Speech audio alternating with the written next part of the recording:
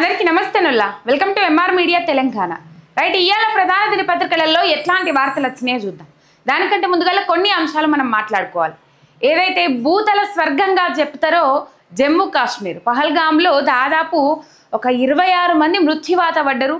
ముష్కరుల కాల్పులు, వాళ్ళు ఇస్లామిక్ సూక్తులు చెప్పమని వాళ్ళు హిందువులు కాదని చెప్పేసి నిర్ధారించుకున్న తర్వాతనే వాళ్ళ ఐడి కార్డులు చూసిన తర్వాతనే వాళ్ళను మొత్తం మీద చంపినరట. ఇంకా మిగిలిన వాళ్ళు ఎవరైతే ఉంటారో మమ్మల్ని కూడా చంపేయండి అని చెప్పేసి బాధపడుతున్న సందర్భంలో లేదు అని చెప్పేసి జిహాదీలు ఏం చేసిండ్రంటే, లేదు మీరు మోడీకి ముచ్చట్లు చేరేయాలి కాబట్టి మీరు బతుకుండాల్సింది అని చెప్పేసి ఫ్యామిలీలో ఒక్కరిని టార్గెట్ చేసుకుంటా మరి కాల్పులు జరుపుకుంటా పోయిండ్రట. మరి అక్కడికి భద్రతా బలగాలు చేరుకోలేవనుకున్నారా, ఏమనుకున్నారా, ఏం కథన తెలియదు. ముష్కరులైతే కాల్పులు జరిపిండ్రు. చాలా ఘోరమైన ఘటన. తెలంగాణ వాసి కూడా ఉన్నాడు, హైదరాబాద్కు సంబంధించి ఒక వ్యక్తి కూడా ఉన్నాడు. పాపము ఆయన మంచి జాబ్లో ఉన్నారు. మొత్తం మీద ఈ పరిస్థితి అయితే చూసినాం నిన్న. చాలా బాధ అనిపించింది. చాలా దుర్భరమైన ఘటన ఇది. ఒక దుర్ఘటనగా చెప్పుకోవాలి. ఇక నివాళులు అర్పించారు. పాపం చాలా బాధపడ్డారు. మాజీ ముఖ్యమంత్రి కేసీఆర్ కానీ మోదీ కానీ ఇట్లా పోతే అందరూ దిగ్భ్రాంతి వ్యక్తం చేసిండ్రు ఈ అంశం పట్ల.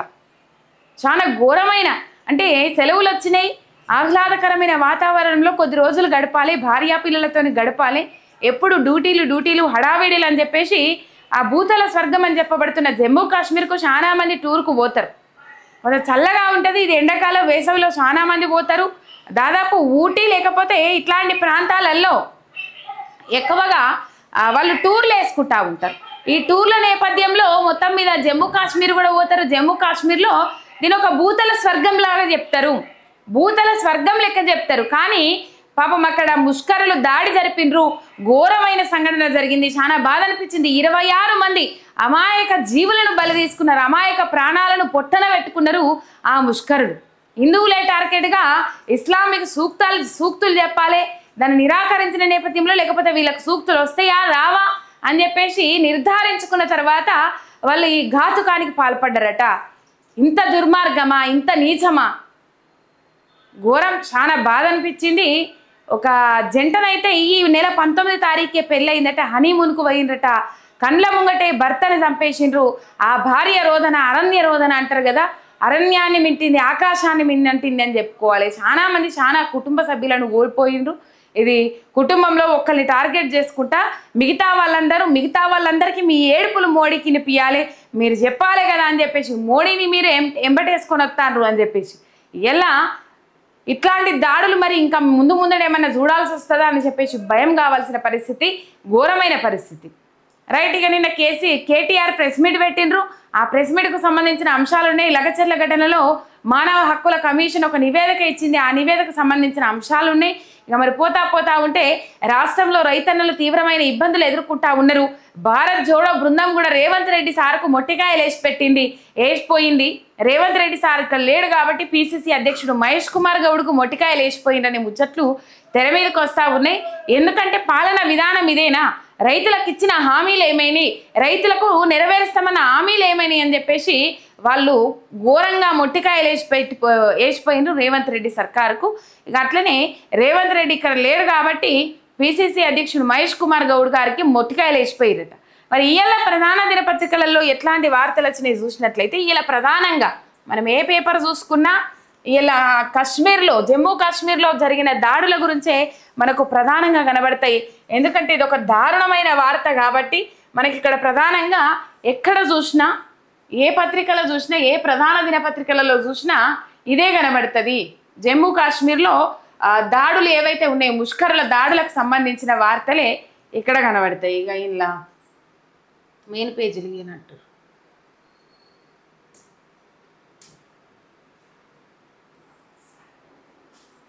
ఇవే వార్తలు కనబడతాయి ఏడ చూసినా. పాపం చాలా బాధ అనిపించింది నిజంగా. అమాయకుల ప్రాణాలను ఎట్లా పొట్టన పెట్టుకోబుద్ది అవుతుంది. మీ ప్రాణాలే వాళ్ళ ప్రాణాలే కదా, ఇంత ఘాతకానికి ఎట్లా పాల్పడతారనేది చాలా బాధాకరమైన అంశం ఇది. రైట్, పోతా ఉంటే చదువుదాం. ఇలా ఇవే కనబడతాయి, ఈ అంశాలే కనబడతాయి. ఎక్కువ దాడి గురించే కనబడతాయి. ఇది మూవీ సంబంధించిందేమో, ఇది ఇచ్చుకురు కానీ ఈ వెలుగులో సరే చదివేటప్పుడు చూసుకుందాం ఒకసారి. నమస్తే తెలంగాణ ఎసంటి వార్తలు వచ్చినాయని. కాశ్మీర్లో ఉగ్ర ఘాతుకం, కాల్పుల్లో మరో 20 మందికి తీవ్ర గాయాలు, 26 మంది పర్యాటకుల కాల్చివేత. మినీ స్విట్జర్లాండ్ బైసరాన్లో ఘటన, తమ పనేనన్న ది రెసిస్టెన్స్ ఫ్రంట్. మృతుల్లో తెలంగాణ ఇంటెలిజెన్స్ బ్యూరో అధికారి మనీష్ రంజన్. దారుణానికి పాల్పడిన వారిని వదిలిపెట్టబోం, మోదీ హెచ్చరిక. భూతల స్వర్గం జమ్మూ కాశ్మీర్లో రక్తపు టేరులు బారినాయి. మినీ స్విట్జర్లాండ్గా పిలుచుకునే పహల్గామ్లోని బైసరాన్ కాల్పుల మూతతో దద్దరిల్లింది. విహారయాత్ర కోసం వచ్చిన పర్యాటకులకు అంతులేని విషాదాన్ని మిగిల్చింది. ప్రకృతి అందాలను చూసి పరవశించి సేదతీరుతున్న పర్యాటకులపై మంగళవారం మధ్యాహ్నం ఉగ్రవాదులు ఒక్కసారిగా కాల్పులకు తెగబడ్డారు అని చెప్పేసి ఇక్కడ వార్త చూస్తా ఉన్నాం. మొత్తం మీద పర్యాటకుల మీద కొద్దిగా సమయం ఆహ్లాదకరంగా గడుపుదాం, ప్రకృతితోని పరవశించిపోదాం, ప్రకృతిలో మమేకమైపోదాం, ప్రకృతిలో కొంచెం ప్రకృతిని ఆస్వాదిస్తామని చెప్పేసి పోయిన టూరిస్టులకు ఈ పహల్గాములో వాళ్ళు జరిపిన దాడులు ఒక విషాదాన్ని మిగిల్చినాయి. ఇక్కడ ఒక విషాదాన్ని మిగిల్చినాయి. చాలా బాధాకరమైన ముచ్చట ఇది, చాలా బాధ కలిగించే అంశం. నిజంగా ఆ కుటుంబాల రోదన అరణ్య రోదన అని చెప్పుకోవాలి, మిగిలిన వాళ్ళ రోదన అరణ్య రోదన అని చెప్పుకోవాలి, అరణ్యాన్ని ఆకాశాన్ని అంటింది వాళ్ళ రోదన అని చెప్పుకోవాలి. ఇంత దుర్మార్గం వల్ల ఇది. ఇంకా మిగిలిన వాళ్ళు మీరు మోడీకి మీ బాధలు వినిపించాలి, వీళ్ళు ఇట్లా చేసిపోయిందని చెప్పేసి మోడీకి మీరు చెప్పాలి, ప్రధానమంత్రికి మీరు చెప్పాలి అని చెప్పేసి వాళ్ళ పనే అని చెప్పేసి ఒప్పుకున్నారట ది రెసిస్టెన్స్ ఫ్రంట్ అని చెప్పేసి. ఇక దారుణానికి పాల్పడిన వాడిని వదిలిపెట్టబోమని చెప్పేసి మనీష్ రంజన్ అని చెప్పేసి తెలంగాణకు చెందిన ఇంటెలిజెన్స్ బ్యూరో అధికారి మనీష్ రంజన్ అంట. పాపం ఆ దాడులల్లా ప్రాణాలు కోల్పోయినారు. భూతల స్వర్గం జమ్మూ కాశ్మీర్లో రక్తపు టేర్లు బారినాయి. మినీ స్విట్జర్లాండ్గా పిలుచుకునే పహల్గామ్లోని బైసరాన్ కాల్పుల మూతతో దద్దరిల్లింది. ఎవరు ఎందుకు చంపుతున్నారో అర్థం కాక పర్యాటకులు నిశ్చేష్టులయ్యారు. తేరుకునేసరికి పలువురు రక్తపు మడుగుల్లో విగత జీవులై కనిపించిండ్రు. నిమిషాల్లో అంతా జరిగిపోయింది. వచ్చిన దారిలోనే ఉగ్రవాదులు అడవికి పారిపోయిండ్రు. ఊరుగాని ఊరిలో భాషరాని ప్రాంతంలో తమ వారిని కాపాడుకునేందుకు సహాయం కోసం బాధితుల కుటుంబ సభ్యులు ఆర్తనాదాలు చేసిండ్రు. కాపాడేందుకు అక్కడ దవాఖానా లేదు, డాక్టర్లు అంతకన్నా లేరు. పహల్గాం చేరుకోవడానికి వాహనాలు కూడా సమీపంలో లేవు. ఎక్కడ చూసినా పిట్టల్లా రాలిపోయిన పర్యాటకులతో ఆ ప్రదేశం మరుభూమిని తలపించింది. సైనిక హెలికాప్టర్లు అక్కడికి చేరుకొని క్షతగాత్రులను తరలించే వరకు అక్కడ భయానక వాతావరణం నెలకొన్నది. ఉగ్ర తూటాలకు 26 మంది మరణించగా మరో 20 మందికి పైగా తీవ్రంగా గాయపడ్డరు. నరకం, ఇంకా గాయపడ్డలకు నరకం అని చెప్పుకోవాలి. బతుకుండగానే నరకం కనిపిస్తుంది అని చెప్పుకోవాలి. 26 మంది చనిపోయినరు. అదొక ఏమంటారు, చాలా జనావాసాలకు దూరంగా ఉంటుంది. అది ప్రకృతి చాలా ఆహ్లాదకరమైన వాతావరణం. ఆ ఆహ్లాదకర వాతావరణాన్ని అజ్జేద్దామని చెప్పుకొని వాళ్ళు పాపం టూర్లకు పోయిన వాళ్ళ మీద దాడులు చేసిండ్రు. ఎవరు ఎక్కడి నుంచి ఎందుకు దాడి చేస్తుండ్రు అర్థం కాకుండా వాళ్ళ ప్రాణాలు గాల్లో కలిసిపోయినాయి. ఇంకా 20 మంది ఆ దాడికి గాయాల పాలైండ్రు. తీవ్రమైన గాయాలు, మళ్ళీ చిన్న గాయాలు కాదు. ఇక వాళ్ళ కాల్పులు అంటే ఏ రేంజ్లో కాల్పులు జరిపినరో మనం అర్థం చేసుకోవచ్చు. రైట్, ఈ పరిస్థితి చూస్తా ఉన్నాం. ఇగో ఇక్కడ ఈ నెల 19నే పెళ్ళై హనీమూన్కు వెళ్ళి ఉగ్రదాడిలో భర్త వినయ్ ప్రాణాలు కోల్పోవడంతో రోధిస్తున్న హిమాన్షి అని చెప్పేసి ఈ నెల 19వ తారీఖు నాడే పెళ్ళయిందట. హనీమూన్కు పోయిండ్రట. పాపము ఆహ్లాదకరమైన వాతావరణాన్ని గడిపద్దామని చెప్పేసి, కొద్ది రోజులు ప్రశాంతంగా గడిపద్దామని చెప్పేసి వాళ్ళు హనీమూన్కు పోయిండ్రట.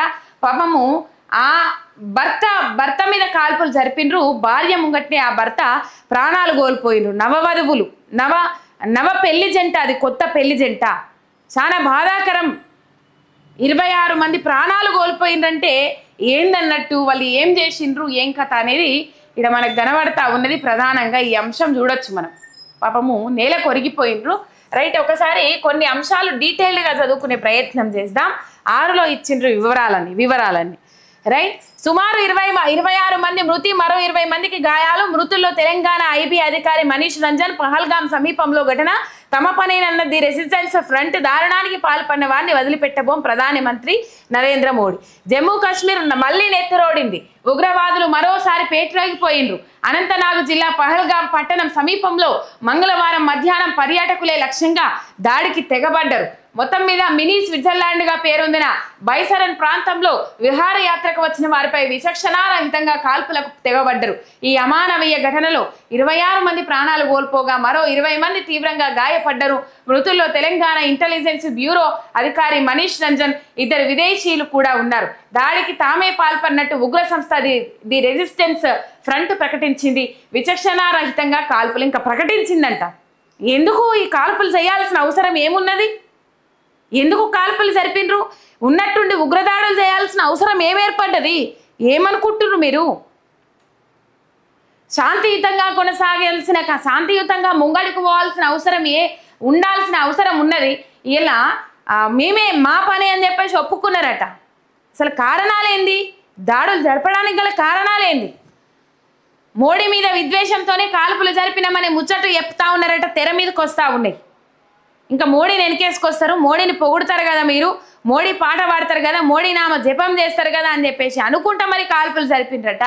మొత్తం మీద ఫుడ్ స్టాల్స్ వద్ద కొందరు గుర్రాలపై స్వారీ చేస్తూ, కొందరు పచ్చిక బయలుపై కూర్చొని ప్రకృతి అందాలను ఆస్వాదిస్తూ, మరికొందరు పర్యాటకులు ఉన్న సమయంలో అడవిలో నుంచి హఠాత్తుగా ప్రత్యక్షమైన ఉగ్రవాదుల విచక్షణారహితంగా కాల్పులు జరిపారు. మహిళలు, పిల్లలను వదిలిపెట్టి కంటికి కనిపించిన పురుషులను కాల్చుకుంటూ పోయారు. 3-4 ఉగ్రవాదులు ఈ ఘాతకానికి పాల్పడినట్లు ప్రత్యక్ష సాక్షులు తెలిపారు. ఇక కాల్చవద్దని మహిళలు వేడుకుంటున్నా వారు కనికరించలేదు. ఇతను ముస్లిం కాదు, కాల్చేయండి అంటూ ఓ ఉగ్రవాది అన్నట్లు ప్రత్యక్ష సాక్షి తెలిపారు. భర్తను, ఆప్తులను కోల్పోయిన చాలా మంది మహిళలు సాయం కోసం స్థానికులను అర్థించే దృశ్యాలు వైరల్ అయినాయి. పోనీలు, ట్రెక్కింగ్ ద్వారా మాత్రమే ఆ ప్రాంతానికి చేరుకునే అవకాశం ఉన్నందున క్షతగాత్రులను తరలించడానికి సైనిక హెలికాప్టర్లు రంగంలోకి దిగాయి. భద్రతా ఏర్పాట్ల మధ్య ఇతర పర్యాటకులను అక్కడి నుంచి అధికారులు తరలించారు. మోదీకి పోయి చెప్పు, పహల్గాం వద్ద ఉగ్రదాడిలో కర్ణాటకలోని శివమొగ్గకు చెందిన ఓ రియల్ ఎస్టేట్ వ్యాపారి మరణించారు. మంజునాథ్ రావు తన భార్య చిన్న కుమారుడితో కలిసి విహారయాత్ర నిమిత్తం బైసరన్ ప్రదేశాన్ని చేరుకున్నారు. అక్కడ సేద తీరుతున్న మంజునాథ్ను ఉగ్రవాదులు తుపాకీతో కాల్చి చంపారు. ఈ దారుణ ఘటనకు ప్రత్యక్ష సాక్షి అయిన మంజునాథ్ భార్య పల్లవి ఆ భయానక అనుభవాన్ని మీడియాకు వివరించారు. నేను, నా భర్త, నా చిన్న కుమారుడు కశ్మీర్కు వెళ్ళాము. మధ్యాహ్నం 1:30 గంటల ప్రాంతంలో ఈ ఘటన జరిగింది. మేము పహల్గాంలో ఉన్నాం. అయితే 3-4 సాయుధులు మా పైన దాడి చేశారు. నా భర్తపై కాల్పులు జరిపారు. ఆయన అక్కడికక్కడికే మరణించారు. నా భర్తను చంపేశారు, నన్ను కూడా చంపేయండి అని వారిని అర్థించాను. నిన్ను చంపము, ఈ విషయాన్ని మోదీకి చెప్పు అని వారిలో ఓ వ్యక్తి అన్నాడు అని పల్లవి తెలిపారు. నా భర్తను కాపాడండి, చూడుండ్రి ఈ ముచ్చట్ను మోడీకి చెప్పు. నువ్వు నిన్ను చంపేస్తే ఎట్లా? నువ్వు మోడీకి చెప్పు ఈ ముచ్చట్ను. నన్ను కూడా చంపేయండి, నా భర్తను చంపిండ్రు, నన్ను కూడా చంపేయండి అని చెప్పేసి అడిగితే ఈ ముచ్చట నువ్వు మోడీకి చెప్పు అని చెప్పిండ్రట. మొత్తం మీద ఒక రియల్ ఎస్టేట్ వ్యాపారి భార్య పల్లవి చెప్పిన ముచ్చట ఇది. చూడుండ్రి ఈ దాడులు. ఇతను ముస్లిం కాదు, ఇతన్ని కాల్చి పడేయండి అంటే ముస్లిమేతరులు ఎవరైతే ఉన్నారో వాళ్ళు ముస్లింలు కాదు అని నిర్ధారించుకున్న తర్వాతనే వాళ్ళు ఈ కాల్పులు జరిపిండ్రు అనేది అక్కడ మనకు క్లియర్ కట్గా అర్థమవుతా ఉన్నది. పహల్గాం సమీపంలోని బైసరన్ వద్ద పచ్చిక బయళ్ళు రక్తపు టేరులుగా మారాయి. రక్తపు మడుగులో పడి ఉన్న మృతదేహాలు, వాటి వద్ద మహిళలు విలపిస్తున్న దృశ్యాలతో కూడిన వీడియోలు సోషల్ మీడియాను వణికించాయి. తన భర్త తలలో తూటా దిగిందని, ఆయనను కాపాడని అంటూ ఓ మహిళ నిస్సహాయంగా అర్థిస్తున్న దృశ్యం ఓ వీడియోలో కనిపించింది. తాను బేలుపూరి తింటుండగా ఓ సాయుధుడు తన భర్త వద్దకు తుపాకీతో కాల్చివేసినట్లు మరో మహిళ తెలిపింది. ఇతను ముస్లిం కాదు, కాల్చివేయండి ఉగ్రవాది అన్నాడని ఆ మహిళ వివరించడం మరో వీడియోలో కనిపించింది. మరో వీడియోలో ఓ మహిళ తీవ్రంగా గాయపడి నేలపై పడి ఉన్న తన భర్తను లేపడానికి ప్రయత్నిస్తూ దయచేసి ఎవరైనా సాయం చేయండి అంటూ అర్థించడం కనిపించింది. శ్రీనగర్ చేరుకున్న అమిత్ షా, కేంద్ర హోంమంత్రి అమిత్ షా శ్రీనగర్కు చేరుకున్నారు. అంతకుముందు సౌదీ అరేబియా పర్యటనలో ఉన్న ప్రధాని నరేంద్ర మోదీకి కాశ్మీర్లో కాల్పుల ఘటన సమాచారాన్ని అమిత్ షా తెలియజేశారు. ఈ అమానవీయ చర్య క్షమించరానిది. రాష్ట్రపతి ముర్ము జమ్మూ కాశ్మీర్లోని పహల్గామ్లో టూరిస్టులపై ఉగ్రవాదులు దాడి చేసి చంపడం దిగ్భ్రాంతికరం, బాధాకరమైనదని రాష్ట్రపతి ద్రౌపది ముర్ము సంతాపం వ్యక్తం చేశారు. అమాయకపు పౌరులను లక్ష్యంగా చేసుకొని చేసిన ఈ దుర్మార్గపు అమానవీయ చర్య క్షమించరానిదని అన్నారు. ఇక సరే వాళ్ళు మాట్లాడినరు, మోదీ కూడా మాట్లాడినరు. పహల్గాంలో జరిగిన ఉగ్రదాడిని ప్రధాని నరేంద్ర మోదీ తీవ్రంగా ఖండించారు అని చెప్పేసి. మరి ఎందుకు ఇట్లాంటి కార్యక్రమాలకు పాల్పడతా ఉన్నారనేది అర్థమైతలేదు. కాకపోతే ఇక్కడ వక్ఫ్ సవరణ బిల్ ఏమన్నా ప్రభావితం చూపుతా ఉన్నదా? వక్ఫ్ సవరణ బిల్ ఏమన్నా ప్రభావితం చూపుతా ఉన్నదా కూడా అర్థమైతలేదు. మొత్తం మీద ఇక్కడ మోడీ మీద తిరుగుబాటు లేవనెత్తుతా ఉన్నారు. ఇక్కడ ఫర్ ఎగ్జాంపుల్ హైదరాబాద్కు సంబంధించి తెలంగాణ రాష్ట్రానికి సంబంధించి ఓవైసీ పెద్ద ఎత్తున ఉన్న ధర్నాలు నిరసన కార్యక్రమాలు చేపట్టిండ్రు. మరి ఎందుకు ఈ వక్ఫ్ బిల్లు సవరణ విదేశాలలో కూడా మరి పాకిస్తానీ వాళ్ళు మొత్తం మీద వాళ్ళు ఏమన్నా ఇట్లాంటి దుశ్చర్యలకు పాల్పడి ఏమైనా చేద్దామనుకుంటుండ్రా అర్థమైతే లేదు. నలుగురే వచ్చిండ్రట, నలుగురు వచ్చి 26 మందిని హతం పట్టించి 26 మందిని అంతం చేసి 26 మంది అమాయక ప్రాణాలను పొట్టన పెట్టుకొని 20 మంది గాయాల పాలయ్యేటట్టు చేసిండ్రు. వాళ్ళు గాయాలైన వాళ్ళు ఎన్నడికి కోలుకోవాలి చెప్పుండ్రి. రైట్, మొత్తం మీద మరి మోదీ ఏమన్నా ఆలోచించలేరా ఏంది అర్థం కాని పరిస్థితి. కానీ ఆయన సంతాపాన్ని తెలియజేసిండ్రు. క్షతగాత్రులు త్వరితంగా కోలుకోవాలని సౌదీ అరేబియా పర్యటనలో ఉన్న ప్రధాని ఎక్స్ వేదికగా ఆకాంక్షించారు.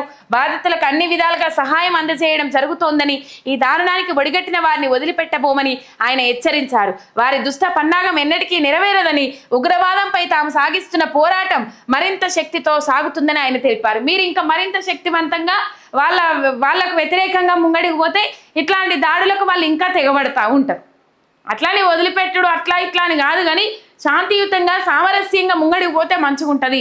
ఇక శాంతియుతంగా సామరస్యంగా పాకిస్తాన్ చర్చలు జరిపిండ్రా అది వేరు ముచ్చట. కానీ చాలా బాధల్లా ఈ 26 మంది పోయిన ప్రాణాలు మీరు ఏం చేసినా ఇంకా మరి ఇంకెన్ని ఘాతుకాలకు పాల్పడతారో, ఇంకా ఎన్ని అఘాయిత్యాలకు పాల్పడతారో తెలియదు. కానీ అడవులలో నుంచి ఏకదమ్న నలుగురు వచ్చేసి మొత్తం మీద అక్కడికి ట్రక్కు అండ్ ఆ పోనీటైల్స్ అంటే గుర్రాల మీదనే అక్కడికి చేరుకుంటారు. ఈ పహల్గాముకు మొత్తం మీద ఈ పహల్గాముకు గుర్రాల మీద చేరుకుంటారు. మరి అక్కడికి భద్రతా బలగాలు తొందరగా చేరుకోలేవు, మనల్ని ఎవరు అడ్డుకోలేరు అని చెప్పేసి నిమిషాల వ్యవధిలో 26 మందిని పొట్టన పెట్టుకున్నారంటే వాళ్ళు ఎంత పకడ్బందీగా ముందడికి వచ్చిందో మనం అర్థం చేసుకోవచ్చు. ఇక్కడ ఎంత ప్లాన్ ప్రకారం ముందడికి వచ్చిరో అర్థం చేసుకోవచ్చు. రైట్, ఉగ్రవాదుల దాడులు పెరగబోతా ఉన్నాయి అని చెప్పేసి కొన్ని కూడా బయటకు వస్తూ ఉన్నాయి. ఇక ఎవరైనా జర జాగ్రత్త పడుండ్రి. జర ఏంటంటే ఎక్కువగా గుమిగూడే ప్రాంతాలలో ఉండొద్దు, గుంపులుగా ఎక్కువగా ఉండొద్దు, ఎక్కువగా రద్దీ ఉండే ప్రాంతాలలో తిరగొద్దు అని చెప్పేసి హెచ్చరికలు జారీ చేస్తూ ఉన్నారు. ఉగ్రవాదుల దాడులు జరిగే అవకాశాలు ఉన్నాయి అని చెప్పేసి హెచ్చరికలు జారీ చేస్తూ ఉన్నారు. మరి చూడాలి ఇది దేనికి దారి తీస్తుంది.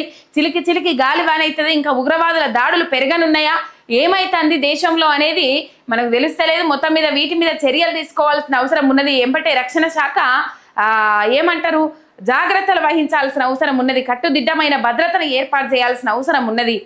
ఈ పరిస్థితి చూస్తూ ఉన్నాం. పాపం 26 మంది, ఆ 26 మంది అమాయక ప్రాణాల కోసం, అమాయక బిడ్డల కోసం ఎంఆర్ మీడియా ఘన నివాళి ఘటిస్తూ ఉన్నది. మొత్తం మీద చాలా బాధాకరం. ఇది ఎంత దుర్మార్గమైన చర్య ఇది. మళ్ళోసారి రక్తపు టేరులు వారినై నెత్తురోడింది మొత్తం మీద జమ్మూ కాశ్మీర్లో ఉన్న పహల్గామ్. అది చాలా ఆహ్లాదకరమైన వాతావరణం అని చెప్పేసి ఇక ఇప్పుడు ఎప్పుడెప్పుడు ఏం కథ చేసిండ్రు అనేది ఇక్కడ చూద్దాం. ముంబై వరుస పేలుళ్ళు సంవత్సరం 1993 బాధితులు 257 మంది మృతి, 1400 మందికి పైగా గాయాలు, దాడులు చేసింది దావూద్ ఇబ్రహీం డి కంపెనీ. ఇక భారత పార్లమెంటుపై ఉగ్రదాడి సంవత్సరం 2001 బాధితులు 9 మంది మృతి, 18 మందికి గాయాలు, దాడులు చేసింది జైషే మొహమ్మద్, లష్కర్ ఏ తాయిబా.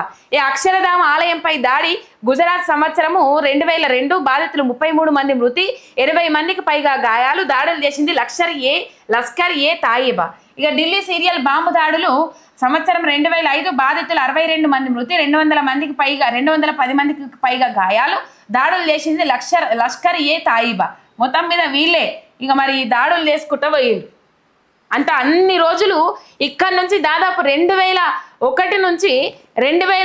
నుంచి ఇక్కడికి మొత్తం మీద లష్కర్ ఏ తాయిబా అని చెప్పేసి ఎక్కడి దాకా 2007 దాకా వాళ్ళే.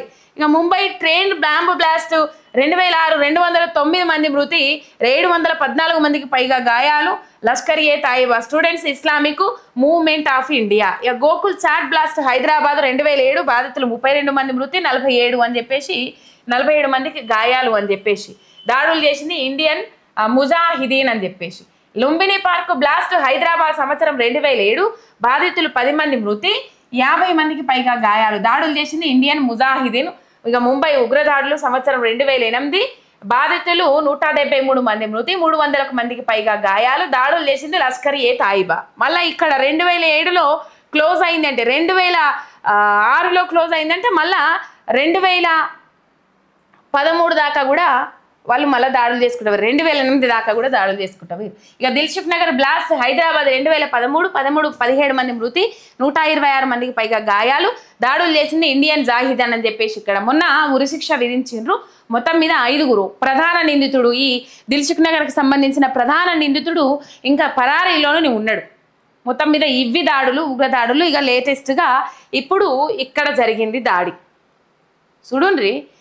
రైట్, స్విట్జర్లాండ్లోని పచ్చిక బయళ్ళ మాదిరిగా ప్రకృతి అందాలతో కనుల విందు చేసే ఆకర్షణీయమైన గడ్డి మైదానాలు, మంచుతో కప్పబడిన పర్వత శిఖరాలు పహల్గామ్లోని బైసరాన్లో ఉంటాయి. అందుకే దీన్ని మినీ స్విట్జర్లాండ్గా కూడా పిలుస్తారు. ఏటా దాదాపు 12 లక్షల మంది యాత్రికులు ఈ ప్రాంతాన్ని పర్యటిస్తారని గణాంకాలు చెప్తున్నాయి.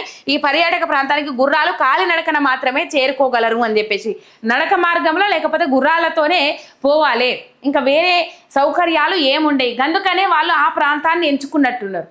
ఇప్పుడు ఈ ప్రాంతానికి జమ్మూ కాశ్మీర్ పోవడానికైనా లేకపోతే ఈ ప్రాంతానికి జర టూర్లు గీర్లు ఏమన్నా ఉంటే బంద్ చేసుకోండి. ఉగ్రవాదులు రెచ్చిపోతా ఉన్నారు, ఉగ్రదాడులు జరుగుతూ ఉన్నాయి అని చెప్పేసి హెచ్చరికలు కూడా జారీ చేస్తూ ఉన్నారు. కాబట్టి జర టూర్లు గీర్లు ఏమన్నా ఉంటే బతుకుంటే బలిసాకు తిని బతకొచ్చు అంటారు కదా. సరే, ఈ ఏడు కాకపోతే వచ్చే ఏడు ప్లాన్ చేసుకుందరు. కానీ జర ఏమన్నా ఉంటే ఎండాకాలం సెలవులు వచ్చినాయి, జర టూర్లు ప్లాన్ చేసుకుందామని అనుకునేటోళ్ళు జర ఈ సమస్యలన్నీ సర్దు మనిగేదాకా ఆ టూర్లు గీర్లన్నీ పులిస్తా పెట్టుకుంటేనే మంచిగా ఉంటుంది. మొత్తం మీద ఇవన్నీ దాడులు చూడరు ఎంత అందంగా కనబడతా ఉన్నది ఈ వాతావరణం. ఇది పరిస్థితి. దాడి గురించి ముందస్తు సమాచారం ఉందా? పహల్గామ్ ఉగ్రదాడి గురించి మన నిఘా సంస్థలకు ముందే సమాచారం ఉందా? అయినా వారు ఉదాసీనంగా వ్యవహరించారా అంటే నిజమేనని సమాధానం వస్తున్నది. ఇక చూడుండ్రి కథ. మరి ఇది ఎంతవరకు వాస్తవము? సమాచారం ముందుగానే ఉన్నప్పటికీ కూడా కట్టుదిట్టమైన భద్రతను ఏర్పాటు చేయలేదు. అక్కడ నిర్మానుష్య ప్రాంతంగా లేకపోతే అక్కడికి ఎవరు పోవద్దు అనే ఆలోచన ఎందుకు చేయలేరు? ఒకవేళ ఉంటే దక్షిణ కాశ్మీర్ లక్ష్యంగా ఉగ్రదాడులు జరిగే అవకాశం ఉందని నిఘా వర్గాలకు సమాచారం ముందే అందింది. ముఖ్యంగా ప్రముఖ పర్యాటక కేంద్రాలపై దాడులు చేయాలని, కాశ్మీరేతరుల పై వారి మతాన్ని గుర్తించి దాడి చేయాలని ఉగ్రవాదులు భావిస్తున్నట్టు నిఘా వర్గాలకు సమాచారం అందింది. ఈ మేరకు భద్రతా దళాలను అప్రమత్తం చేశారు. అంతేకాకుండా ఈ కాల్పులకు ముందు ఈ ఉగ్రవాదులు ఆ ప్రాంతంలో రెక్కీ కూడా నిర్వహించారు. 3 నుంచి 5 మంది మాత్రమే ఉన్న ఈ ఉగ్రవాదులు భద్రతా దళాల కళ్ళు కలిపి తమ ఆయుధాలను ఇక్కడికి తీసుకురావడంతో పూర్తిగా సఫలీకృతమయ్యారు. ఉగ్రదాడి గురించి తమకు ముందస్తు సమాచారం ఉన్నట్టు భద్రతా దళాలు దాడి అనంతరం వెల్లడించడం గమనార్హం. ముందే సమాచారం ఉన్నా అంత ఉదాసీనంగా ఎలా ఉన్నారు? పర్యాటకుల ప్రాణాలంటే ప్రభుత్వానికి లెక్కలేదు అన్న విమర్శలు వెల్లువెత్తుతున్నాయి. చూడు గింతాధ్వానమా? ముందే సమాచారం ఉన్నా ఎందుకు కట్టుదిట్టమైన భద్రతను ఏర్పాటు చేయలేదు? వాళ్ళు ఎవరైతే ముష్కర మూకలు ఉన్నాయో ఆ మూకలు ప్రవేశించి వాళ్ళ ఆయుధాలను తెచ్చుకునేదాకా మీరు ఎందుకు చెకప్లు చేయలేదు? ఇలా పర్యాటక ప్రాంతం, ఈ పర్యాటక ప్రాంతం నిషేధిత ప్రాంతం అని ఎందుకు చెప్పలేదు? మేలు పర్యాటక ప్రాంతాల మీదనే దక్షిణ కాశ్మీర్ మీద దాడి చేయాలని చెప్పేసి ముందుగానే ఉన్నాయట హెచ్చరికలు. మరి హెచ్చరికలు ఉన్నప్పటికి కూడా ఎందుకు అది చర్యలు తీసుకోలే? ఇది పూర్తిగా ప్రభుత్వ వైఫల్యమా, బీజేపీ ప్రభుత్వం వైఫల్యమా అని చెప్పేసి ఇది రైట్. ఇక ఎమర్జెన్సీ హెల్ప్ లైన్ ఏర్పాటు చేసిర్రు. ఈ నెంబర్లో అమాయకులు బలి. మొత్తం మీద వీళ్ళందరూ సంతాపం ప్రకటించారు, తీవ్ర దిగ్భ్రాంతి వ్యక్తం చేసిండ్రు. కేసీఆర్ కూడా దిగ్భ్రాంతి వ్యక్తం చేసిండ్రు. మొత్తం మీద అమానవీయ చర్య అని చెప్పేసి ఆయన స్పందించిండ్రు. ఈ పరిస్థితి చూస్తూ ఉన్నాం. ముందుగానే సమాచారం ఉన్నప్పటికి కూడా వాళ్ళు ఎందుకు చర్యలు తీసుకోలేకపోయినారు అనేది ఇక్కడ ప్రధాన పాయింట్.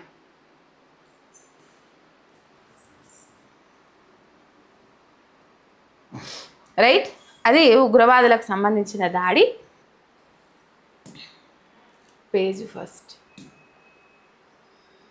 రైట్, ఈ దాడి గురించి చదువుకున్నాం, చాలా బాధ అనిపించింది. ఇక సీఎం సిగ్గుంటే రాజీనామా చేయి, రేవంత్ ముక్కు నేలకు రాసి లగచర్ల రైతులకు క్షమాపణ చెప్పు, ఎన్హెచ్ఆర్సీ నివేదిక సర్కారుకు చెంపపెట్టు, రేవంత్ ప్రైవేట్ సైన్యంలో పోలీసులు ఆడామగా తేడా లేకుండా తీవ్ర దాడులు, ఆ పోలీసులందరినీ డిస్మిస్ చేయాల్సిందే, కమిషన్ ఆదేశాలను 6 వారాల్లో అమలు చేయాలి, లేదంటే సుప్రీంను ఆశ్రయిస్తాం, లగచర్ల బాధితులకు అండగా నిలుస్తాం, బీఆర్ఎస్ వర్కింగ్ ప్రెసిడెంట్ కేటీఆర్ అని చెప్పేసి ఇక్కడ వార్త చూస్తా ఉన్నాం. ఏదైతే లగచర్ల దమన కాండ చూసినామో ఇక్కడ పెడతామన్న ఫార్మాసిటీని అక్కడికి తరలించి అల్లును కోసం నానా ప్రయత్నాలు చేస్తా ఉన్నారు రేవంత్ రెడ్డి అని చెప్పేసి అనే అంశాలు తెర మీదకి వచ్చిన తర్వాత లగచర్లలో భూములు ఇయ్యడానికి రైతులు వెనుకంజ వేసిండ్రు, తిరుగుబాటు లేవనెత్తిండ్రు, అధికారుల మీదకి దాడికి దిగిండ్రు అన్న నేపథ్యంలో దాదాపు ఒక 30 నుంచి 35 మంది రైతులను అందులో పార్టీలకు అతీతంగా పోరాటం చేసిన వాళ్ళు ఉన్నారు. బీఆర్ఎస్ పార్టీ అంటే అభిమానం ఉన్న వాళ్ళు ఉన్నారు, బీజేపీ పార్టీ అంటే అభిమానం ఉన్నోళ్ళు ఉన్నారు, కాంగ్రెస్ పార్టీ అంటే కూడా అభిమానం ఉన్నోళ్ళు ఉన్నారు. కానీ కాంగ్రెస్ పార్టీ నాయకులు కార్యకర్తలు ఎవరైతే ఉన్నారో, లేకపోతే రైతు కార్యకర్తగా ఉండొద్దని ఎక్కడా లేదు కదా, వాళ్ళని వదిలిపెట్టి మొత్తం మీద బీఆర్ఎస్ మెయిన్గా బీఆర్ఎస్ కు సపోర్ట్ చేసే రైతులే టార్గెట్ గా ఇది వాళ్ళని తీసుకుపోయి ఇది బీఆర్ఎస్ నాయకులే బీఆర్ఎస్ కార్యకర్తలే చేపించిండ్రనే ఉద్దేశంతో ఇట్లా మెలక పెట్టాలని చెప్పేసి పట్నం నరేందర్ రెడ్డితో సహా అక్కడ ఉన్నోళ్ళని అందరినీ అరెస్ట్ చేసి జైలుకి తీసుకుపోయిండ్రు. తీసుకుపోయిన తర్వాత కూడా ఈ దమనకాండ కొనసాగలే, రెస్క్యూ ఆపరేషన్ నిర్వహించిండ్రు. మొత్తం మీద ఏ పురుషుడు కనబడ్డా, ఏ మగ వ్యక్తి కనబడ్డా కూడా తీసుకుపోయి జైలు వేసుడు, ఎఫ్ఐఆర్ ఫైల్ చేసుడు, ఇబ్బందికరమైన పరిస్థితులకు గురి చేసుడు. ఆ పోలీస్ స్టేషన్లో 2 రోజులు కొట్టిండ్రట. నిన్న హీరియా నాయక్ వచ్చిండ్రు అక్కడికి. హీరియా నాయక్తో మాట్లాడితే ఎందుకు అంత బాధపడ్డావా, ఎందుకు గుండెపోటు వచ్చిందని అంటే, అవు మేడం టెన్షన్ ఉంటుంది కదా, సరైన ఫుడ్ లేదు, దాదాపు 40 రోజులు 37 నుంచి 40 రోజులు జైల్లో ఉన్నాము, ఇక్కడ పరిస్థితి ఏందో అని చెప్పేసి ఆవేదన ఉంటుంది కదా, మమ్మల్ని ఇబ్బంది పెడతా ఉన్నారు, ఇక వదిలిపెడతారో లేదో, మమ్మల్ని కావాల్సుకొని జైలు వేసిండ్రు, మేము ఎటువంటి దాడికి పాల్పడలే, అసలు అక్కడ దాడి జరిగేటప్పుడు వాళ్ళు లేరట, దాడి కాదు వాళ్ళు తిరుగుబాటు లేవనెత్తిండ్రు. తర్వాత అక్కడ కలెక్టర్ కూడా చెప్పిండు, మా పైన తిరుగుబాటు లేవనెత్తిండ్రు, గంతే, మా మీద దెబ్బలు పడలేదు, మా మీదకి దాడికి దిగలేరు అని చెప్పేసి చెప్పినప్పటికి కూడా కావాల్సుకొని పబ్లిక్ ప్రాసిక్యూటర్ ఏం చేసిండ్రంటే చిన్నగా అని చెప్పేసి ముందుగాల చిన్నగానే చిన్న గాయాలు అని చెప్పేసి తర్వాత గాయాలే కాలేవు దెబ్బలే కాలేవు అని చెప్పేసి అది చేస్తే మొట్టికాయలు వేసింది ధర్మాసనం. వేసిన తర్వాత వీళ్ళకు బెయిల్ రావడానికి కూడా ఇబ్బందికరమైన పరిస్థితులు క్రియేట్ చేసిండ్రు. దాదాపు బీఆర్ఎస్ లీగల్ సెల్లే చూసుకున్నది ఈ లగచర్ల రైతులకు సంబంధించిన అంశాలన్నీ. లలితారెడ్డి కాకపోతే ఇంకా అడ్వకేట్ లక్ష్మణ్ వీళ్ళందరూ బీఆర్ఎస్ లీగల్ సెల్లే మొత్తం సపోర్ట్గా నిలిచిండ్రు. ఇక్కడ ఎవరు సపోర్ట్ చేసుడు కాదు, ఇక్కడ నేషనల్ ఎన్హెచ్ఆర్సీ వచ్చింది, మానవ హక్కుల కమిషన్ వచ్చింది, నివేదిక తీసుకొని పోయిన తర్వాత ఇంత తొందర రిపోర్ట్ ఇవ్వడం నిజంగా హర్షించదగ్గ విషయం. ఇంత తొందర రిపోర్ట్ ఇవ్వడం, వాళ్ళు లైంగికంగా వేధించిండ్రు, ఇబ్బందికరమైన పరిస్థితులకు గురి చేసిండ్రు, తెల్లందాకా పొద్దుందాకా ఏది లేదు, మమ్మల్ని కనీసము అవతలకు కూడా ఓనియలేదు, చిత్రహింసలు పెట్టిండ్రు, బంధించిండ్రు, బీర్వాలు దాక్కున్నాడని చెప్పేసి బీర్వా డోర్లు వలగొట్టిండ్రు, అర్ధరాత్రి తలుపులు వలగొట్టిండ్రు, చిన్న పిల్లలు మహిళలు అంజడు చూడకుండా ఇంటర్ చదివే పిల్లల మీద కూడా అఘాయిత్యాలకు పాల్పడ్డరు అని చెప్పేసి ఆ లగచర్ల బాధితులు ఎవరైతే ఉంటారో, ఆ భూ బాధితులు ఎవరైతే ఉంటారో వాళ్ళందరూ ఆ మానవ హక్కుల కమిషన్ ముందు వాళ్ళ బాధ వెలబోసుకున్నారు. ఢిల్లీకి పోయి ధర్నా చేసిండ్రు, ఢిల్లీకి పోయి జాతీయ మీడియాకు కూడా ఈ విషయం తెలిసేటట్లు మొత్తం మీద అక్కడికి పోయి ప్రెస్ మీట్లు ఏర్పాటు చేసిండ్రు. అయితే మానవ హక్కుల కమిషన్ ఒక నివేదిక ఇచ్చింది. ఆ నివేదిక ప్రకారం నిన్న BRS working president KTR press meet పెట్టిండ్రు. సీఎం సిగ్గుంటే రాజీనామా చేయి, రేవంత్ ముక్కు నేలకు రాసి లగచర్ల రైతులకు క్షమాపణ చెప్పు అని చెప్పేసి. మరి అద్దెంకి దయాకర్ అన్నట్టు ఇక్కడ మానవ హక్కుల కమిషనే ఒక నివేదిక ఇచ్చింది. ఈ నివేదిక ప్రకారం రైతులను అరెస్టు చేసిండ్రు, రైతులను ఇబ్బందికరమైన పరిస్థితులకు గురి చేసిండ్రు, ఊళ్ళో వాళ్ళ మహిళలు ఎవరైతే ఉంటారో వాళ్ళ మహిళలను కూడా ఇబ్బందికరమైన పరిస్థితులకు గురి చేసిండ్రు అని చెప్పేసి ఇక్కడ మానవ హక్కుల కమిషన్ ఒక నివేదిక ఇచ్చిపోతే మరి అద్దంకి దయాకర్ అన్నకి ఎవరు చెప్పిండ్రు ఏం కథ తెలియదు. కానీ అక్కడ అరెస్టు చేసిన దాఖలాలు ఎక్కడ లేవు, మేము అరెస్ట్ ఎక్కడా చేయలేదు అని చెప్పేసి, రైతులు ఎక్కడా ఫిర్యాదు చేయలేదు, రైతులను ఎక్కడా అరెస్టు చేయలేదని చెప్పేసి అద్దంకి దయాకర్ అన్న మాట్లాడుతూ ఉన్నాడు. మరి అద్దంకి దయాకర్ అన్నకి ఎవరు చెప్పారు ఏం కథ, రైతులను అరెస్టు చేయలేదని ఎవరు చెప్పారు, ఎవరు చెప్పమన్నారో తెలియదు. మొత్తం మీద ప్రైవేటు సైన్యంలో పోలీసులు ఆడామగా తేడా లేకుండా తీవ్ర దాడులు చేసిండ్రు ఆ రైతు కుటుంబాల మీద. మళ్ళీ వాళ్ళ రైతులే కాదు అని చెప్పేసి చిత్రీకరించే ప్రయత్నం చేసిండ్రు. పట్నం నరేందర్ రెడ్డిని తీసుకుపోయిండ్రు, అప్రూవర్గా మారిండు అని చెప్పేసి పోలీసులు సొంత కవిత్వం రాసుకున్నారన్న వార్తలు కూడా తెర మీదకి వచ్చినాయి. తర్వాత పట్నం నరేందర్ రెడ్డి జైలు నుంచి లేఖలు రాసిండు, ఒక 3 పేజీల లేఖ రాసిండు, నేను అప్రూవర్గా ఎక్కడ మారలేదు, వీళ్ళు కావాల్సుకొని కేటీఆర్ చేసిండు అని చెప్పేసి, కేటీఆర్ చేపించిండు అని చెప్పేసి ఒత్తిడి తీసుకురాండి అని చెప్పేసి. ఇక్కడ వాళ్ళు ఇన్వాల్వ్ కాకపోదురేమో కానీ ఇక్కడ వీళ్ళు ఇన్వాల్వ్మెంట్ లేకున్నా కూడా కేటీఆర్ చేపించిండు అని చెప్పేసి పట్నం నరేందర్ రెడ్డి అప్రూవర్గా మారిండు. పట్నం నరేందర్ రెడ్డితో ఎటువంటి మాట ముచ్చట మాట్లాడకుండానే అప్రూవర్గా మారిండు, కేటీఆర్ చెప్పించిండు అని చెప్పేసి పట్నం నరేందర్ రెడ్డి ఒప్పుకున్నాడు అని చెప్పేసి మొత్తం మీద అక్కడ సొంత కవిత్వం రాసుకుంటే పట్నం నరేందర్ రెడ్డి 3 పేజీల లేఖ రాసిండు. మొత్తం మీద బీఆర్ఎస్ వర్కింగ్ ప్రెసిడెంట్ కేటీఆర్ కొన్ని అంశాలు మాట్లాడారు నిన్న. ఆ లగచర్ల రైతులు దాదాపు ఒక 100 మందా 1000 మందా తెలియదు. కాకపోతే బీఆర్ఎస్ రజతోత్సవ సభ ఏదైతే ఉన్నదో టీఆర్ఎస్ రజతోత్సవ సభకు వాళ్ళు 1,00,000 రూపాయల విరాళం అందించిండ్రు. మా తలా కొన్ని వేసుకొని, ఎందుకంటే రైతులకు మద్దతుగా రైతులకు పోరాటంలో అండగా నిలిచినందుకు, వాళ్ళ భూములు కాపాడుకునేందుకు, లేకపోతే కనీస మద్దతు ఏదైతే ఉంటుందో మార్కెట్ కంటే ఎక్కువ వాల్యూ వచ్చే విధంగా వాళ్ళకు భూ నిర్వాసితులు ఎవరైతే ఉంటారో వాళ్ళ భూమిని కోల్పోయిన వాళ్ళకు వాళ్ళు సరైన నష్టపరిహారం అందేతందుకు కానీ, లేకపోతే వాళ్ళు భూములు కాపాడుకునేతందుకు కానీ, మళ్ళీ తర్వాత ఇండస్ట్రియల్ కారిడార్ అన్నారు, ఫార్మా క్లస్టర్లు తీసేసి ఇండస్ట్రియల్ కారిడార్ పెడతామని అన్నారు. ఇక్కడ 14,000 ఎకరాలు ఏదైతే ఆ 3 జిల్లాలను కలుపుకొని ఫార్మాసిటీ కోసము ఏదైతే భూమిని సేకరించారో ఆ భూమిని కాదనుకొని, ఆ భూమిని 4th city, AI city, future city, ఇంకా 50,000 ఎకరాలు అవసరం పడుతుంది, రైతులు ఇచ్చేటందుకు ముందడికి రావాలి, సిద్ధం కావాలని చెప్పేసి అట్లా ఇట్లా చేసుకుంటా ఆ ఫార్మా క్లస్టర్లు, ఫార్మాసిటీ ఏదైతే ఉన్నదో లగచెల్ల, రోటిబండ తండ, దుద్యాల మండలంకు సంబంధించిన 5 తండాల గ్రామాల ప్రజల నుంచి, రైతుల నుంచి భూములు సేకరించాలని చూసిండ్రు. ఆ 5 తండాల గ్రామాల ప్రజలు, 5 తండాల ప్రజలు తిరుగుబాటు లేవనెత్తిండ్రు. తిరుగుబాటు లేవనెత్తడంతో ఇక ఏం చేస్తే కుదురుతుంది అని అనుకున్నాక డైవర్షన్ పాలిటిక్స్ లోకి దిగిండ్రు. ఇట్లా అదే తిరిగి వాళ్ళ మెడకు చుట్టుకున్నది బూమరాంగ్ అయింది. లగచెల్ల రైతులు ఈ అంశంలో గెలిచిండ్రని చెప్పుకోవాలి. ఆ గెలుపు వెనుక సహకరించిన వాళ్ళు అందరూ ఉన్నారని చెప్పుకోవాలి. వాళ్ళ భూముల కోసం లగచెల్ల పోరాటము చరిత్రలో నిలిచిపోయేటట్టు పోరాటం చేసిండ్రు. కానీ వీళ్ళ దమనకాండ మాత్రము చరిత్రలో నిలిచిపోవడు కాదు కదా, ఘోరమైన దమనకాండ వాళ్ళు చేసింది. రైట్, కేటీఆర్ మాట్లాడిండ్రు, ఒకసారి మనం విందాం. ఎంత స్పష్టంగా చెప్పిందంటే NHRC నివేదికలో కొంచెం చదివించే ప్రయత్నం చేస్తాం. During the spot enquiry, few villagers stated their family members or themselves were allegedly assaulted or molested by police team. మా మీద దాడి జరిగింది, సెక్షువల్ గా హరాస్మెంట్ జరిగింది అని చెప్పి డైరెక్ట్ గా NHRC బృందానికి ఇక్కడ ఉండే ఆ సోదరులు చెప్పినారు. పేరు నేను చెప్పిన ఒక అమ్మాయి 22 ఏళ్ళు. She alleged that police had molested with her mother-in-law during the day. నన్నే కాదు మా అత్తను కూడా మరి శారీరకంగా ఇబ్బంది పెట్టినారు కానీ ఒక ఆడబిడ్డ చెప్పి పోలీసులు తమపై లైంగిక దాడి చేసిరని లగచెల్ల మహిళలు NHRC బృందానికి తెలిపిండ్రు. రాత్రిపూట గ్రామంపై పోలీసులు దాడి చేసి మహిళల తొడలపై దారుణంగా కొట్టినట్టు జడ్జి ముందు చెప్తే ఇంకా దారుణంగా కొడతామని బెదిరించారని గిరిజన మహిళలు NHRC వాళ్లకు చెప్పిండ్రు. ఎంత దౌర్జన్యంగా, ఎంత దౌర్భాగ్యంగా, ఎంత కిరాతకంగా, ఎంత పాశవికంగా రేవంత్ రెడ్డి ప్రభుత్వం ఉన్నదో దీన్ని బట్టే చెప్పొచ్చు. ఇంకొక అమ్మాయి షీ అలిజెడ్, పేరు నేను కావాలని కమెంట్ చేస్తున్నాను, అలిజెడ్ police have assaulted her during the raid and she sustained injury on her left thigh. నా ఎడమ తొడ మీద దెబ్బ తాకింది. ఆ ఫోటోలు వీడియోలు మనం చూసినాం.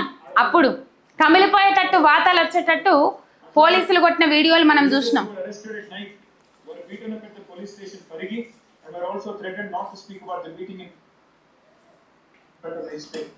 పిచ్చగొట్టు కొట్టడమే కాకుండా అరెస్ట్ చేసి పరిగి పోలీస్ స్టేషన్లో మెజిస్ట్రేట్ ముందు చెప్తే మళ్ళీ కొడతాం, మీ ఇంట్లో తీసుకొచ్చి కొడతాం అని బెదిరించిన మాట వాస్తవం అని చెప్పి NHRC చెప్పింది.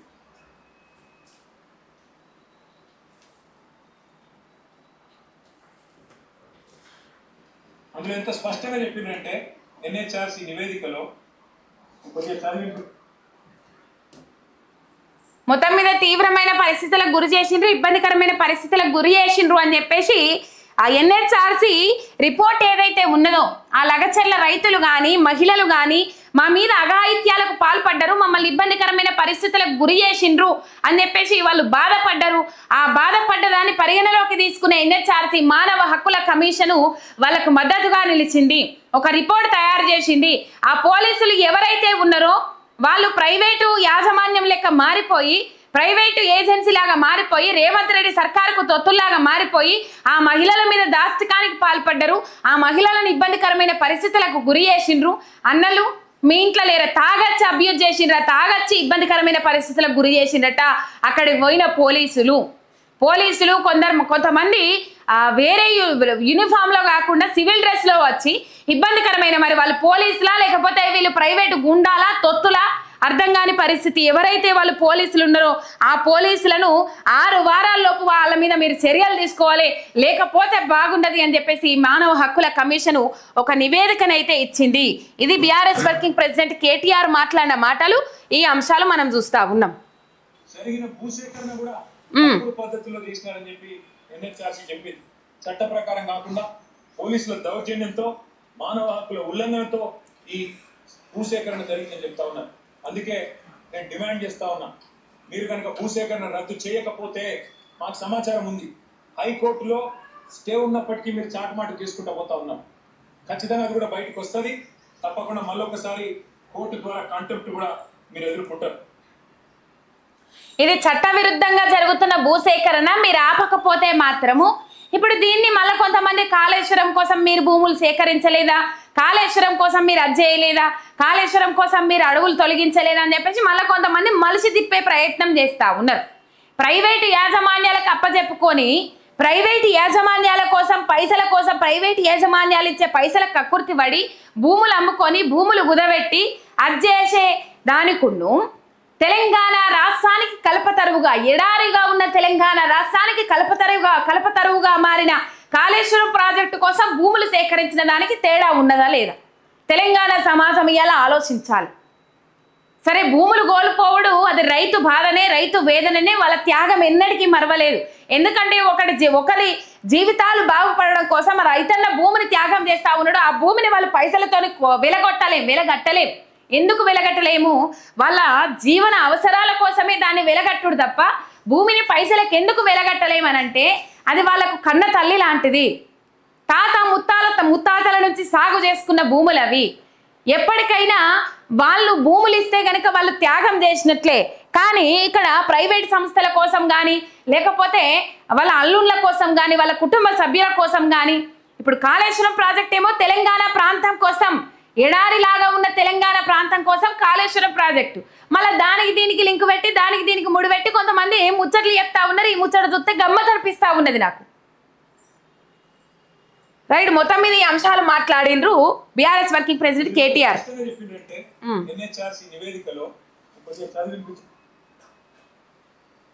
CCTV cameras of lockup and CI office were found not to be functional. ఆటోమేటిక్గా రేవంత్ రెడ్డి గారి ప్రభుత్వంలో సీసీటీవీలు పనిచేస్తలేవట. లాకప్లా కొట్టాలి కదా, కొడితే దొరకొద్దు కదా మళ్ళా. అందుకే సీసీ కెమెరాలు బంద్ పెట్టి కొట్టిండ్రు అని కూడా గుర్తించినారు. GD entries were also not updated, which indicate reckless attitude of police personnel. The violation of human rights of villagers by the police personnel has been found to be true. నిజంగా సిగ్గు ఇజ్జత్ మానం ఉన్న ముఖ్యమంత్రి అయితే ఇప్పటికి రాజీనామా చేస్తుంది. చిత్ర హింసలు పెట్టిన మాట వాస్తవం అని ఒక రిటైర్డ్ సుప్రీంకోర్టు జడ్జి చెప్పినాక కూడా ఇజ్జత్ లేని ముఖ్యమంత్రి, నీతిమాలిన మాటలు ఆయన పార్టీ మాట్లాడుతూ ఉన్నారు.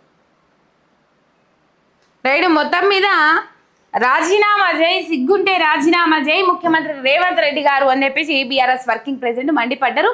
మొత్తం మీద ఈ లగచర్ల ఘటనకు సంబంధించి మానవ హక్కుల కమిషన్ స్పందించి వాళ్ళ మీద జరిగిన దమనకాండ ఏదైతే ఉన్నదో పూసగుచ్చినట్టు చెప్పుకొచ్చింది. 6 వారాల్లోపు ఆ పోలీసుల మీద మీరు చర్యలు తీసుకోకపోతే బాగుండదు. మీరు కోర్టులో స్టే ఉన్నప్పటికి కూడా మీరు సుప్రీంకోర్టు ఆదేశాలను కానీ, హైకోర్టు ఆదేశాలను కానీ బేఖాతరు చేసుకుంటూ పోతే కోర్టు కంటెంప్ట్ అని చెప్పేసి ఇది అవుతుంది, ఇది పరిగణలోకి తీసుకోబడుతుంది అని చెప్పేసి ఎన్హెచ్ఆర్సీ మానవ హక్కుల కమిషన్ ఒక నివేదిక జారీ చేసింది.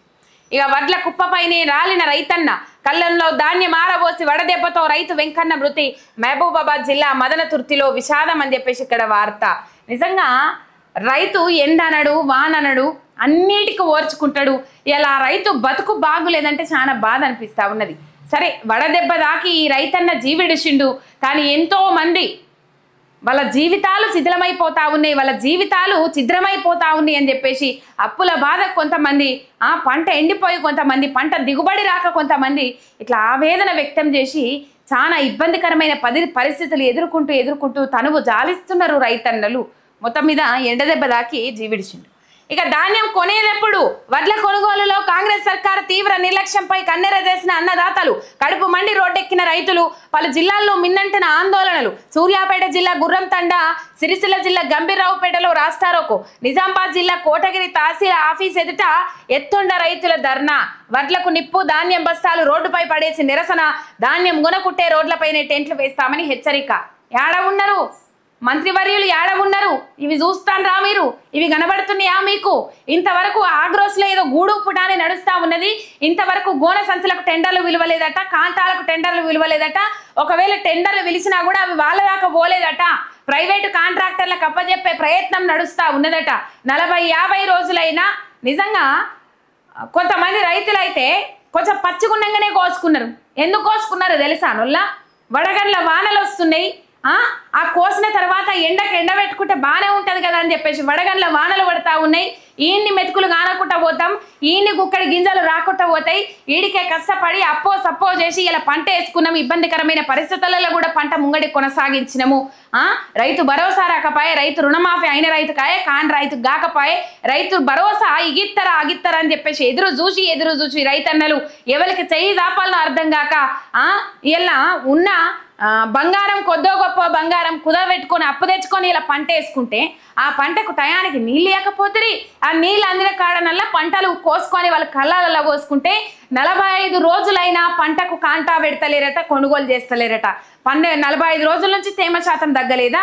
45 రోజుల నుంచి మ్యాచర్ చూపెడతలేరా? 45 రోజుల నుంచి గోనె సంచులు ఇస్తలేరా? 45 రోజుల నుంచి కాంటా పెట్టేందుకు కాంటాలు దొరుకుతలేవా మీకు? మొత్తం మీద రాష్ట్ర వ్యాప్తంగా నిరసనలు మిన్నంటినే. మొత్తం మీద తీవ్రమైన ఆగ్రహం, ఆవేదన వ్యక్తం చేస్తా ఉన్నారు తెలంగాణ రైతాంగం. ఒకసారి మీకు ఆ వీడియోలు చూపెడతా. నిన్న సిరిసిల్ల గంభీరావుపేటలో చాలా మంది రైతులు ఆవేదన వ్యక్తం చేసిండ్రు. అక్కడికి వచ్చిన అధికారి ఎవరైతే ఉన్నారో అధికారిని నిలదీసినంత పని చేసిండ్రు. ఇది సిరిసిల్ల జిల్లా గంభీరావుపేట మండలంకు సంబంధించిన రైతులు.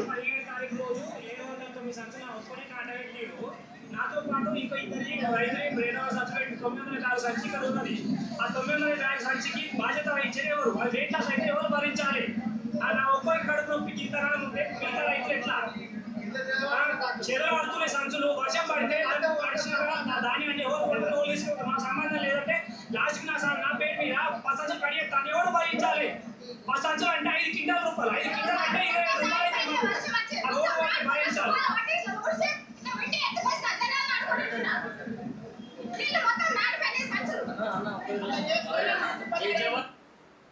మొత్తం మీద ఇది తువ్వాల బట్టి ఎత్తిపోసిందట అమ్మ.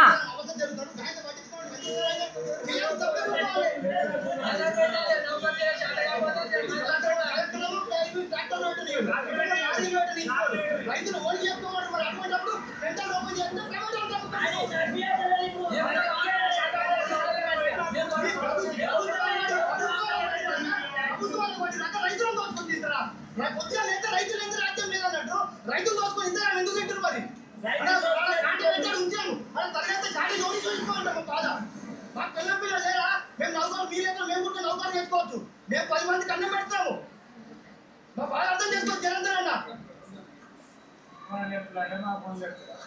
నేను ఫోన్ చేస్తే ఏ అధికారాలు లేపుతాడు? లేవంటే కూడా నిద్రము కాబట్టి కళ్ళ ఒక నిద్రమని ఏ అధికారులు కాదు. ఎందుకు సార్ ఇట్లా చేస్తారు? మీరు ఇట్లా చేసిన 10 days చేస్తారు. ఇలా ఇట్లా లారీ గిట్ల పెట్టకుండా పొద్దున్న 10 days బరాబర్ 10 days చేస్తారు. మీరు ఏం చేస్తారో చేసుకోండి. మీరు ఇలా ఇట్లా ధాన్యం కొనుగోలు చేయకపోతే టెంట్ వేసి ధర్నాకు దిగుతామని చెప్తాను. రైతులు హెచ్చరిస్తా ఉన్నారు.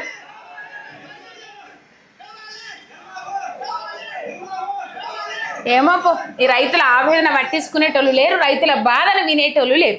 మొత్తం మీద రైతుల ధర్నాలు ఆకాశాన్ని అంటుతా ఉన్నాయి. రైతులు ధాన్యం ఎప్పుడు కొంటారు అని చెప్పేసి ఆవేదన వ్యక్తం చేస్తా ఉన్నారు. ఆ ఆవేదన మరి రైతుల ఆవేదన సర్కారుకు కనబడతలేదా? మరి ఎందుకు కొనుగోలు చేస్తలేరు? ఎందుకు నిర్లక్ష్యం? ఎందుకు ధాన్యం కొనుగోలు చేస్తలేరు? ఆల్రెడీ కోతలు దగ్గర పడ్డాయి, ఇక అయిపోయినాయి. ఆ ఉన్న కాడికి ఉన్నాయి. ఇక మిగిలినవి అన్నీ ఆ వడగండ్ల వానకు కొయ్యని పంటలు ఏవైతే ఉన్నాయో వడగండ్ల వానకు ఆగమైపోయినాయి. ఈ పరిస్థితి రైట్. మొత్తం మీద ధర్నాకు దిగిండ్రు. రైతుల బాధ పట్టించుకోండి సార్లు, జర మంచి అవుతుంది మీకు. రైతుల ఆవేదన పట్టించుకోండి సార్లు, జర మంచి అవుతుంది మీకు, పుణ్యం ఉంటుంది. కానీ వాళ్ళు ఏమంటారు విన్నరా? వడ్లు కొనేదాకా నిద్ర కూడా పట్టనీయము, రేపు టెంట్ వేసుకొని ధర్నా చేస్తాము అని అంటారు వాళ్ళు. ఇలా వాళ్ళ బాధలు పట్టించుకున్న పాపాన పోకపోతురు మీరు. ఎమ్మెల్యే కౌశిక్ రెడ్డిపై కేసు నమోదు, గ్రానైట్ వ్యాపారి భార్య ఫిర్యాదుతో నమోదు అని చెప్పేసి.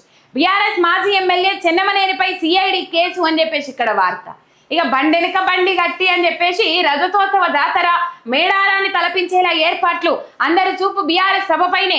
జాతరకు వెళ్ళినట్లు ఎడ్ల బండ్లపై ఎలకతుర్తికి బయలుదేరుతున్న ప్రజలు, చీమల దండుల పాదయాత్రలు, డజన్ మంది వైద్యులు, 10 చోట్ల ప్రాథమిక చికిత్సా కేంద్రాలు, 2,500 మంది వాలంటీర్లు, ముమ్మరంగా సాగుతున్న ఏర్పాట్లు సమీక్షిస్తున్న పోచంపల్లి పెద్దినేడు సభాస్థలికి కేటీఆర్. బీఆర్ఎస్ రజతోత్సవ సభకు యాత్రగా వెళ్తున్న ఎడ్ల బండ్లకు ఆత్మకూరు ఎస్ మండలం నెమ్మికల్ దండు మైసమ్మ ఆలయం వద్ద ప్రారంభించి బండి నడుపుతున్న మాజీ మంత్రి సూర్యాపేట ఎమ్మెల్యే జగదీష్ రెడ్డి అని చెప్పేసి దాదాపు ఎడ్ల బండ్ల మీద పోదామని చెప్పేసి నిర్ణయం తీసుకున్నారట.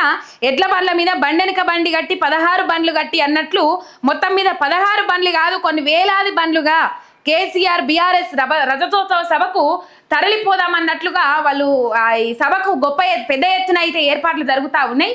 ఇదైతే మనం ఇక్కడ చూస్తూ ఉన్నాం. ఇక సివిల్స్ ఫలితాల్లో నారీ శక్తి, యూపీకి చెందిన శక్తి దూబేకు ఫస్ట్ ర్యాంకు, టాప్ 5లో 3 మహిళలు. ఫలితాల్లో సత్తా చాటిన తెలంగాణ అభ్యర్థులు వరంగల్ వాసి సాయి శివానికి 11వ ర్యాంకు. ఇంటర్ ఫలితాలలో కూడా మహిళలదే అవా. అన్నిట్లో సత్తా చాటుతున్న మహిళలు. మొత్తం మీద ఈ సివిల్స్లో మన తెలంగాణ వాసులకు సంబంధించి ఇన్ని ర్యాంకులు రావడం చాలా ఆనందకర విషయము. మొత్తం మీద మహిళలే అన్ని విషయాలలో సత్తా చాటుతా ఉన్నారు. ఇక ఇంటర్ ఫలితాల్లో బాలికల హవా, నిరుడితో పోల్చితే పెరిగిన ఉత్తీర్ణత శాతం. ఫస్ట్ ఇయర్లో మేడ్చల్, సెకండ్ ఇయర్లో ములుగు టాప్. రీకౌంటింగ్ రీవెరిఫికేషన్కు 30 వరకు గడువు. మే 22 నుంచి అడ్వాన్స్డ్ సప్లిమెంటరీ పరీక్షలు. ఇక ఇంకెక్కడి ఫార్మాసిటీ, ఇంకా అది ఉన్నదన్న భ్రమంలోనే ఉన్నారు. యాచారం నుంచి ఫార్మా పారిపోయింది. భూభారతి సదస్సులో ఎమ్మెల్యే మల్రెడ్డి ఎన్నికల్లో ఇచ్చిన హామీని నెరవేర్చండి. గతంలో రైతు బంధు, రైతు బీమా వచ్చేది. కాంగ్రెస్ వచ్చినాక రైతు భరోసా బంధు. ఎమ్మెల్యేతో గోడు వెళ్ళబోసుకున్న రైతులు. అసలు విషయాన్ని పక్కన పెట్టి ధరణి కార్యక్రమాలంటూ ఎమ్మెల్యే ప్రసంగం అని చెప్పేసి ఇక్కడ వార్త చూస్తా ఉన్నాం. ఇక అదే ఉంటుంది. ఏదైనా అసలు ముచ్చట అడిగే వరకు పక్క ముచ్చట చెప్తారు, పత లేకుండా వారిపోతారు. కానీ ఇక్కడ ఫార్మాసిటీ లేదట, మరి పోయిందట, ఆ భ్రమలోనే ఉన్నారని చెప్తారు. మరి ఏం కడతారు, ఏం కథ అనేది చూడొచ్చు మనం. మొత్తం మీద ఈ ఆచారానికి సంబంధించి ఇక్కడ ఫార్మాసిటీ లేదని చెప్పేసి ఆ కాంగ్రెస్ ఎమ్మెల్యేనైతే చెప్పుకొని వచ్చిండు. మొత్తం మీద కర్రెగుట్టలో కూంబింగ్, భారీగా పోలీసుల మోహరింపు, హిడ్మా టార్గెట్గా బలగాల జల్లెడ. హైటెన్షన్లో ఏజెన్సీ గ్రామాల ప్రజలు బచావో కర్రగుట్టల పేరుతో ఆపరేషన్ అని చెప్పేసి ఇక్కడ వార్త చూస్తా ఉన్నాము. హిడ్మా దాదాపు మావోయిస్టుకు సంబంధించి 50 సంవత్సరాలు కూడా నిండలే. ఆయనకి 50 సంవత్సరాలు ఉంటే ఆ ఆపరేషన్ హిడ్మా పేరుతో కొనసాగుతూ ఉన్నది. మొత్తం మీద ఆయన కోసమే గాలింపులు జరుగుతా ఉన్నాయి. ఈ కర్రెగొట్టలు ఇది ఛత్తీస్గఢ్, తెలంగాణ ప్రాంతంలో ములుగు, వెంకటాపురము ఇటు పోతే ఇదంతా ఉంటుంది కదా ప్రాంతము. మొత్తం ఘోరమైన ఫారెస్ట్ ఏరియా. ఈ కర్రెగుట్ట ప్రాంతం అంతా ఫారెస్ట్ ఏరియా. ఈ ఫారెస్ట్ ఏరియాలోనే ఆ హిడ్మా అనే వ్యక్తి ఉన్నారు. ఆయన ఉన్నాడు అని చెప్పేసి ఆ సమాచారం అందిన నేపథ్యంలో పోలీసు బలగాలన్నీ ఆ కర్రెగుట్టను చుట్టుముట్టినాయి. మొత్తం మీద ఆ కర్రెగుట్టల్లో ఇంతకుముందు మనము దాదాపు ఏప్రిల్ 8వ తారీఖున అనుకుంటా భారత మావోయిస్టు సంఘం తరఫున ఒక లేఖ కూడా విడుదల చేసిండ్రు. కర్రెగుట్ట మీదకి ఎవరు రావద్దు, పోలీసులు మిమ్మల్ని ఏమంటారు, మిమ్మల్ని పైసకు ఆశ చూపెట్టి, డబ్బా ఆశ చూపెట్టి మిమ్మల్ని వేటకు పంపిస్తా ఉన్నారు. లేకపోతే అట్లా ఇట్లా కర్రెగుట్ట మీద బాంబులు అమర్చినము, ఆ బాంబులు వేల్తాయి, అమాయక జీవులు ప్రాణాలు ఓడగొట్టుకోవద్దు అని చెప్పేసి ఒక లేఖ విడుదల చేసింది. మొత్తం మీద ఆపరేషన్ హిడ్మా పేరుతోని కొనసాగుతా ఉన్నది. మావోయిస్టులు నిన్న బాగా కాల్పులు జరిపిండ్రు. దాంట్లో మావోయిస్టులు మృతి చెందినట్లు సమాచారం అందుతా ఉన్నది. మరి చూద్దాం మొత్తం మీద. కానీ కేంద్ర ఈ అమిత్ షా ఏం చెప్పిండ్రు, ఆ ఆపరేషన్ ఏదో అని చెప్పుకొని పెట్టుకున్నారు కదా 2026 వరకు మావోయిస్ట్ అనే పేరు వినబడద్దు అని చెప్పేసి. అది అంతం చేస్తే అంతం ఉండేది కాదు. అది ఒక భావజాలం, అది ఒక పార్టీ కాదు, అది ఒక భావజాలం అని చెప్పేసి చాలా మంది నిపుణులు చెప్తా ఉన్నారు. ఇవి ఈరోజు ప్రధాన దినపత్రికలలో హైలైట్ అయిన వార్తలు. రేపటి అంశాలతో మళ్ళీ కలుసుకుందాం. అంతవరకు మీరు చూస్తూనే ఉంటారు మీ ఎంఆర్ మీడియా తెలంగాణ. చూస్తోళ్ళందరూ లైక్ కొట్టుర్రి, షేర్ కొట్టుర్రి. మరిన్ని లైవ్ అప్డేట్స్ కోసం ఎంఆర్ మీడియా తెలంగాణ ఛానల్ని సబ్స్క్రైబ్ చేసుకోండి.